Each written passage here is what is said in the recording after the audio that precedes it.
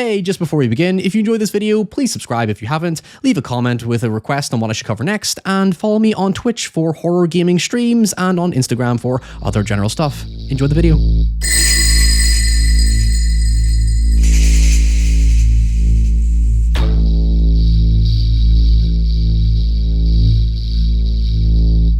As you likely know by this point, one of the features of my channel is to revisit obscure horror films I recall renting from my local video store as a kid and seeing how my adult mind interprets them today. Most times they're the same old product of their era that I can't help but feel enamored by for purely nostalgic reasons, thus I often take a fairly defensive position. However, curiously, out of all the millennial slasher flicks from the late 90s and early mid-2000s I've covered thus far, I somewhat remember Cry Wolf sticking out as genuinely subversive, if indeed I was just way too young to understand it. As an adult, I seem to have logged it in the back of my mind along with other post-Scream slashers like Urban Legend as one of those misunderstood gems that was just way too ahead of its time and deserving of a proper retrospective re-evaluation in today's age of supposed socially sophisticated self-awareness. My assumption was that the film was rooted in the early social media and online messaging bubble,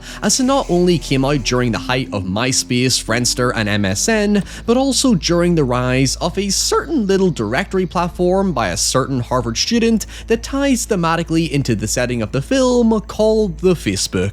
It turns out, however, I was quite off on that assumption, but realizing now that 2005 was 20 fucking years ago, gotta love eBay. Just now discovering the internet? Cry_Wolf tells the story of a toxic group of so-called friends in a preparatory boarding school who decide to spread a ghoulish hoax about a brutal serial killer lurking around campus based on a recent fatal shooting of a local girl. As expected, comeuppance is on the menu when the group eventually see their vicious lies become a tragic reality when an elusive killer they thought they created suddenly arrives on campus to play out their fictitious murder scenario exactly as their hoax described it.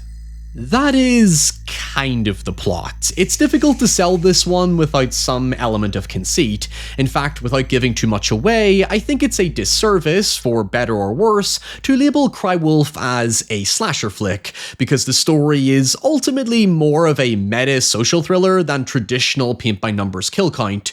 Now, while I wouldn't necessarily call the film ahead of its time, it's still a conceptually ambitious take on the genre, because while Cry Wolf as an overall package is a bit of a dud, it is going for a very particular outcome that will undoubtedly divide people, if indeed prompt some curious discussion. However, there is a lot of obnoxious stuff you have to tolerate to get there, and I'm not just talking about me, so brace yourself. Now, before we dive into despair, this video is sponsored by Vezi. September is the perfect month to reset and start fresh, but also a time to prepare yourself for the next season of adventure. Where I'm from, every Irish summer is almost immediately followed by winter, with persistent rain, frosty temperatures, and just an overall gloomy outlook that at one time made me just want to hibernate indoors until next summer. However, with Vezi's Stormburst, and by extension Vezi's stylish range of shoes, coats, socks, and other accessories, I no longer fear the dreaded outdoors and instead embrace it in all its glory, thanks to Vezi's utterly magical 100% waterproof material and fitting lightweight design. I strongly recommend Stormburst for their fantastic grip and durability when dealing with wet, slippery, and muddy conditions, because not only do they keep me safe and secure, but they also retain consistent comfort and breathability during extended use. In typical shoes, my feet would start to sweat and itch pretty quickly when taking Cheddar on his demanding hikes, but with Vezi's Stormburst, I find myself enjoying longer outdoor sessions that help me to relax and clear my mind after a challenging workday. All Vezi shoes come with a 1-year warranty and a worry-free 30-day return, so if you're on the fence, now is the perfect time to become part of the Vezi family. Take on your boldest adventures with the waterproof, ultra-grippy, and made-to-last Stormburst footwear by scanning the QR code on screen or going to vezi.com/ryanhollinger and enjoy 15% off your first order. Cry Wolf opens with a girl called Becky being shot dead by an unknown assailant and giving us tangible deadly stakes for the lies and deception that's about to unfold. The story is framed solely through the perspective of Owen, a transfer student expelled from his former school for reasons I'll explain later. The first thing you immediately learn is that all the characters are fiercely unlikable for the reasons Owen directly explains. They're mean-spirited, entitled rich kids soaking in their elitist hubris in a boarding school that's frankly no more special than any other high school outside access to wealth and influence. On paper, the idea here is to frame Owen as this normal, relatable, fish out of water rebellious kid who rejects his own social class status despite it being the reason he's able to get a second chance in school to begin with. The thing is, it's notably vague on the details of each character's backstory to sustain a sense of distrust and uncertainty that's paramount to the mystery, causing you to always keep your guard up like the characters, but we learn Owen's dad is a wealthy and well-connected businessman trying to keep his son out of trouble rather than force him to face the consequences of his actions. Ultimately, it's this theme of consequence that drives Owen's story, as he later develops a trepid relationship with his teacher, happily named Rich Walker, played by John Bon fucking Jovi,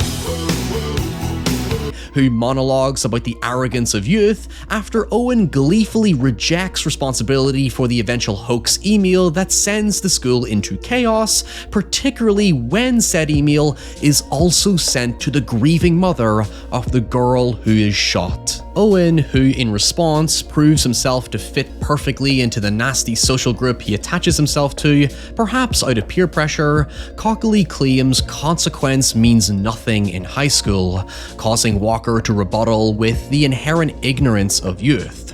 While young people might think they're invincible, they have yet to experience the fallout of cause and effect.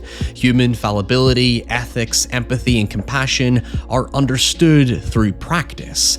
Actions always have impact, and in this case, at worst, tragic consequences. Now bear with me, we will get to the hoax and the killer shortly, but it's important to hone in on what the film is messily trying to go for with all of this, especially given its title. You've most likely heard of the fable, The Boy Who Cried Wolf. The basic story goes that a boy fools a town into believing that a wolf is attacking their sheep, but after the town scorn him for his lies, when a real wolf does show up and the boy genuinely tries to warn the town, they do not believe him, and thus the ensuing devastation is a consequence of his prior actions. The moral of the story is that when people become desensitized to lies, deception, and falsehoods, it makes the real truth harder to believe. On an individual sociological level, it's akin to labeling theory, where if you develop a reputation for tomfoolery, lies, and dishonesty, don't be surprised when people stop taking you seriously. Case in point, if you lie about a killer on campus and a killer does in fact show up on campus, good luck getting people to help you, you absolute bullshitter. Lies is one of the most socially destructive behaviors because it's less so the act of lying and more so how lies insidiously affects the perceptions of those caught within it. Trust is the most fickle and fragile value we hold dear, and we should never take it for granted because, as the old saying goes, it takes a very long time to build trust, but only takes mere seconds to destroy it. It's true that everybody lies, and if you say you don't, you're lying. It's just part of human nature, a defense mechanism to protect the ego. People lie and embellish the truth not only for attention, but out of fear and insecurity. In fact, the film directly addresses it through Owen's other trepid relationship with a classmate called Dodger, who spearheads the entire operation. Hell, the group's entire aura is built around her personality. Dodger is going to be a very crucial character going forward, because while reductively she is also just another unlikable character, if you dig into the film's attempt at nuance, she's probably the most interesting one, because she puts on a very confident and alluring persona around Owen that makes her very difficult to read. The thing is, all the friends surrounding the hoax are antagonistically defensive people trying to hide their vulnerabilities where they can. The reason they're unlikable, besides being outright egotistical, self-centered standard snooty rich kids who say every problematic slur under the sun and are clearly too old to be playing high school students, I mean this guy looks fucking 40, is because they're always attacking each other with insults, pranks, and petty one-uppityness. Not to make it seem simplistic, but you could say the story is basically told from the bully's perspective. There is constant tension amongst them due to a palpable lack of sincerity. In fact, it seems the group is formed out of reluctance and self-preservation in a socially demanding setting, rather than because they actually like or care about each other. Now, if you're still with me, I know, Ryan, where the fuck is the killer? Trust me, all of this is actually important, and is perfectly contextualized in a party game they play on Owen's first night called Cry Wolf, or as you may know it, Mafia or Werewolf, or if you're not a boomer like me, Among Us or The Traitors. For the uninitiated, the game is basically a process of elimination where one or several people are secretly assigned, in this case as a wolf, and have to kill off the other players before said players can deduce who the wolves are. In theory, the game is about finding the tells and working as a team to break through the lies and deception of people you're supposed to trust through observation and interrogation, but ultimately you still have to look after number one to win the game, and let's face it, humans are arrogant and base their logic on nothing but conjecture and gut instinct. That said, those who work on genuine logic and deduction become easy targets, leaving them to question how much insight they should actually share, at the risk of calling attention to themselves, to not only the wolves out to get them, but other impulsive teammates too high on their own ignorant hubris and distrusting of everyone, and thus simply out to get everyone. The symbolism of the game ultimately serves to cement the overpowering two-faced distrust that defines the social group and their inability to work together. The more they seem to reveal about their true selves, the more vulnerable and thus weak it makes them appear, hence the need to constantly maintain hardened personas. In other words, because they do not trust or value each other, they are all wolves out for themselves. This is expanded upon soon after, when Dodger tells Owen that her whole social status is embellished to make her appear on the same level as the other rich kids to fit in with them, when in fact the reason she has a scholarship at the school is because her dad is revealed at the end to be the groundskeeper. Yes, that's a spoiler, but there's no way anyone's going to buy the shifty-eyed groundskeeper as the killer. He's a blatant red herring. She explains that being a townie is looked down upon by the school, thus making her a wolf in sheep's clothing, so to speak. To match her honesty, Owen reveals that the reason he's on probation is because he took sole responsibility for drug possession to protect his then girlfriend, whose dad was the dean of his former school. It sets Owen up to be noble and above the behavior of his peers, with Dodger making a point that Owen's tell, or weakness as it were, is that he's simply a good guy. It's a small detail that serves to telegraph and foreshadow where things eventually end up, and it's only upon reflection do you notice how many tells the film constantly gives away. Look, the whole point of all this nonsense I've talked about for the last 10 minutes is to establish just how powerful a hoax can be. To quote the miniseries Chernobyl, every lie we tell incurs a debt to the truth. The longer the lie is sustained, the greater the calamity will be. Do not let pride get in the way of good judgment. Anyway, we've established the social dynamics, how the characters are out for themselves, the constant lying and fakery, and how consequences apparently mean nothing. So let's finally talk about the killer. What kicks the deadly events in motion is Dodger gleefully pushing the group to prank the entire school in poor taste, using an email hoax that was based on the killing of a local girl that only happened several nights prior. Owen suggests they create their own killer fittingly named the Wolf, and fabricate a series of murders to give the killer a sinister MO. It takes on a Scream-esque meta element where each character proceeds to create their own poetically ironic death around a unique theme. One is killed looking in a mirror to reflect their narcissism, the de-virginizing misogynist is castrated and left to bleed out in a chapel, the wannabe actor dies dramatically in a big showy staircase death, the queen leader chokes on her own blood symbolizing death by our own creation, and our hero is shot in the heart to echo the good guy falling for the bad girl. It's not exactly subtle, the film literally talks you through its own logic exactly how I explain it, particularly when it comes to the film's recurring use of irony. In my perspective, the choice to visualize the killer in a balaclava and army fatigues is very effectively off-putting, because the lack of, let's call it, an iconic cinematic appearance grounds it in a way that's much more realistic and believable given the particular social context of the setting. It's similar to Scream in how the killer wears stuff you can easily buy in a shop, and I guess one other way to explain it is by comparing it to The Strangers, which yes, came out 3 years later, but was conceived around real-world random acts of violence and how anyone can turn up at your doorstep just because you're in the wrong place at the wrong time and murder you. The thing is, The Strangers still has slasher iconography to give it identity, but Cry Wolf is more in line with something like Wolf Creek in that it's not the iconography that matters, but rather the real-world presence that's left behind. In other words, echoing what I explained in my Longlegs video, Cry Wolf is more about mythologizing a villain than explicitly creating one, so much so that it's perceived as so believable it might as well be real. Yes, I'm going to say it, when rumors spread like wildfire, it gives our tulpa life, and soon the big wolf arrives on campus. Come on, everyone in their 30s and 40s was waiting for that reference.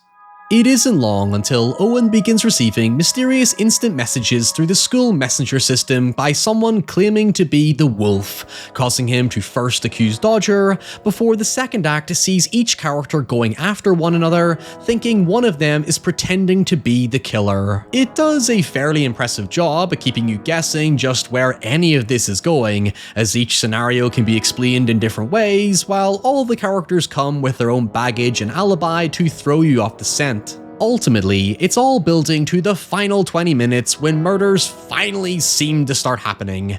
However, this is why it feels incorrect to label Cry Wolf a slasher flick, because outside the opening shooting, nobody actually dies until the climax. Up until that point, the whole movie is about shitty kids who lie, deceive, manipulate, prank, and antagonize each other over a hoax that they created. The bitter, petty irony here is that their own prank works against them to expose their problematic social dynamics. There's nobody to blame for their distress other than themselves. The hoax is a spiteful, ricocheting bullet they immediately lose control of. Basically, the climax sees all the characters get put on weekend detention after one of them is caught dressing as the killer and nearly shot dead during the school's Halloween party, and subsequently all the kills play out exactly as they were devised by the group. However, notably, you never get to see any of the kills fully happen in real time, because we still only ever see things from Owen's perspective as he attempts to seek help from the security who do not believe him because he's the boy who cried wolf. It all eventually culminates in Owen witnessing characters die before he finally makes it to Walker's office to discover a loaded gun, insinuating Walker was the true killer from the opening, and upon arriving himself, Walker confusingly shows Owen the wolf's costume and knife he found outside his office, and in a sudden altercation, Owen shoots Walker dead. In a shocking twist, the group, who Owen presumed were dead, walk in, revealing the whole thing was a fucking prank, bruh. Yep, it turns out there is no wolf. The group simply conspired to pull a prank on Owen and another member of the group, Mercedes, for getting them in trouble for the fake killer debacle.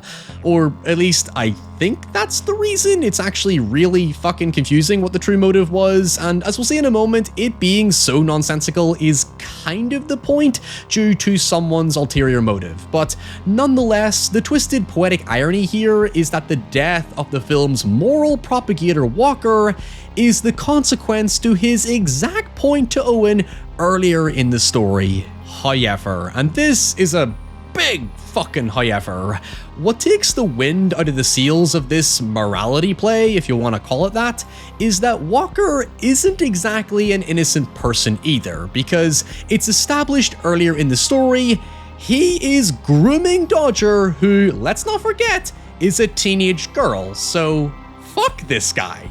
I still love Jon Bon Jovi's music though. In the end, Owen is arrested, but since when have the rich been held responsible for manslaughter? Because his dad comes in once again to rescue him by getting the charges dropped.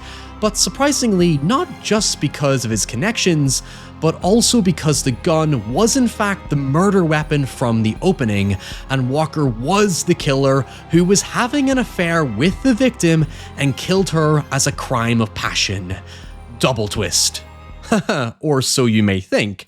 There's a triple twist. As Owen is free to go, he's visited by Dodger, who you believe is here to reconcile. However, Owen soon reveals he somehow knew that she was the one who set up this elaborate plan to plant evidence on Walker and have Owen indirectly kill him because she loved Walker and was jealous of his relationship with the victim, whom she in fact killed. Fucking just let me recap all this. So Dodger killed Becky, catfished and Black Widowed the shit out of Owen, and set up this insanely contrived hoax in such a way that Owen would become so invested and somehow eventually follow a trail of fake murders to Walker's office, find the gun in his desk before Walker arrived, while planting the costume and knife for Walker to find in the hopes that he would also go to his office, to which Owen would pull the trigger without any potential alternative.